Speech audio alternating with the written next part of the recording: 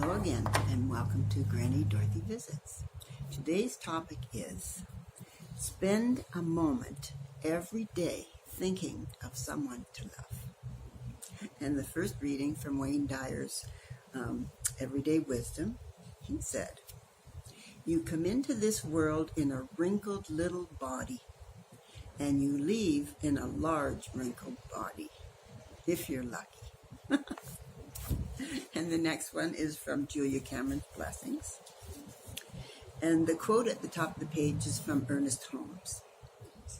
"I realize there is a divine presence at the center of my being. I let this recognition flow down into the very depths of my being. Every thought and condition contrary to the divine perfection is eliminated. I rejoice in this realization." And the title of hers is, "I Walk in Spiritual Beauty." Divine presence is the foundation of my life. It is solid and unshakable. It is permanent, eternal, and always present.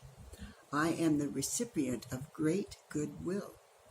This goodwill is timeless and unchanging.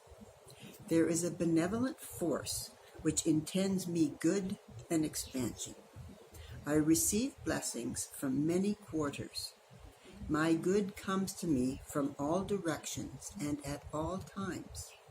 I rest in divine love as my fortress. I am surrounded by good.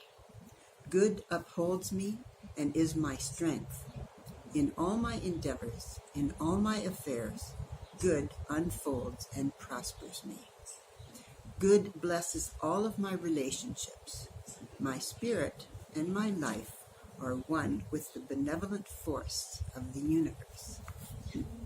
And Richard Carlson's Don't Sweat the Small Stuff. His is titled, "Spend a moment every day thinking of someone to love." Earlier in this book, he said, I introduced the idea of spending a moment each day thinking of someone to thank. Another excellent source of gratitude and inner peace is to spend a moment every day thinking of someone to love. Remember the old saying, "An apple a day keeps the doctor away"? The love equivalent might read, "Thinking of someone to love each day keeps your resentment away." I started consciously choosing to think of people to love when I realized how often I could get caught up in thinking about the opposite, people who irritate me. My mind would focus on negative, strange behavior, and within seconds I was filled with negativity.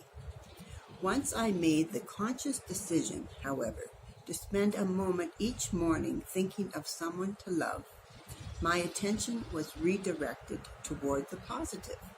Not only toward that one person, but in general throughout the day. I don't mean to suggest that I never get irritated anymore, but without question, it happens much less frequently than it used to. I credit this exercise with much of my improvement. Every morning when I wake up, I close my eyes and take a few deep breaths. Then I ask myself the question, who shall I send love to today? Instantly, a picture of someone will pop into my mind. A family member, a friend, someone I work with, a neighbor, someone from my past, even a stranger I may have seen on the street. To me, it doesn't really matter who it is, because the idea is to gear my mind toward love.